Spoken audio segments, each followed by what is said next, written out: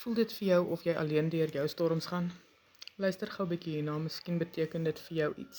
In Matteus 14 vers 22 tot 31 lees ons van die wonderwerk waar Petrus op die water kon loop. Luister gou hier. En Jesus het dadelik sy disippels gedwing om in die skei te gaan en voor hom uit te vaar na die oorkant, terwyl hy die skare wegstuur. En nadat hy die skare weggestuur het, klim hy op die berg om in eensaamheid te bid. En toe dit aand geword het, was hy alleen daar. En die skei was al in die middel van die see, getuister deur die golwe, want die wind was teen hulle. Maar in die 4de nagwaak het Jesus na hulle gekom, al wandelende op die see. En toe die disippels hom op die see sien loop, word hulle ontsteld en sê, dit is 'n spook. En hulle het geskreeu van vrees.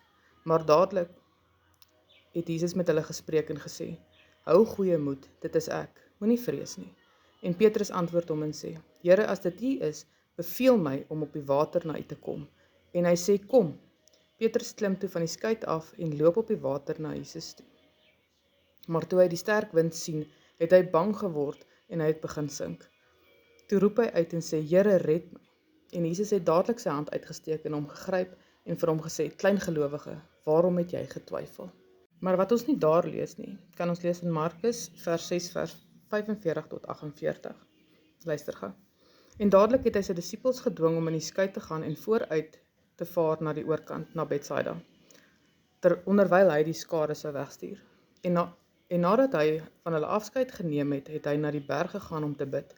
En toe dit aand geword het, was die skei in die middel van die see en hy alleen op die land. En hy het gesien dat hulle swaar kry met die reël, want die wind was teen hulle. En omtrent die 4de nagwaak het hy na hulle gekom, al wandelende op die see, en hy wou by hulle verbygaan. En let op daai laaste sin, hy wou net by hulle verbygaan. Jesus het hulle gesien en hy wou net by hulle verbygaan, in die middel van hulle storm. Voel ons nie ook so met tye, dat ons deur 'n stryd gaan en Jesus sien ons net nie raak nie. Ons is alleen, ons voel bang en God gee net nie aandag daaraan nie. En net soos die disippels raak ons ook bang en kleingelowig. Daardie disippels nou net gesien wat se wonderwerk Jesus gedoen het met die brood en die visse, en nog steeds was hulle bang en kleingelowig. Maar dan kom die vraag, hoekom was Jesus van plan om net verby hulle te gaan?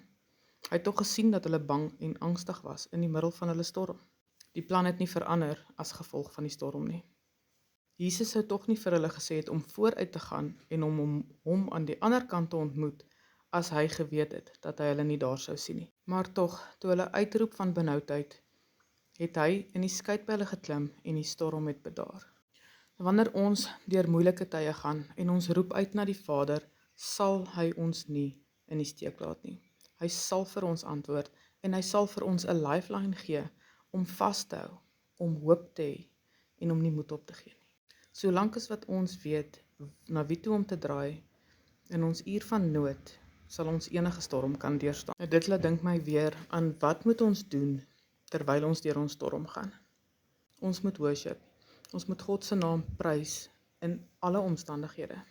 Al is ons bang, al is ons onseker. Worship while you wait. Josafat het geweet na wie hy moes uitroep, toe hy in 'n oorlog was, met die Moabiete, Ammoniete en die Meuniete. Ek lees gou die stukkie uit 2 Kronieke 20, vers 12 en vers 21 en 22.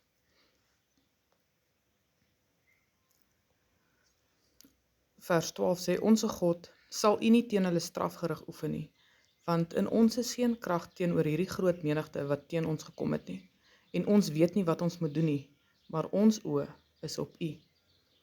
En dan verder in vers 21, en hy het met die volk beraadslaag en tot eer van die Here sangers opgestel in heilige sieraad, moes lofgesang en by die uittrek op die voorpunt van die gewapendes moes sê, loof die Here, want sy goedertierenheid is tot in ewigheid. En op die oomblik toe hulle die gejubel en lofsang aanhef, het die Here 'n hinderlaag opgestel teen die kinders van Ammon, Moab en die mense van die gebergte Seir, wat teen Juda gekom het, sodat hulle verslaan is. Lofsangers was aan die voorry in die middel van 'n oorlog om te loof en prys.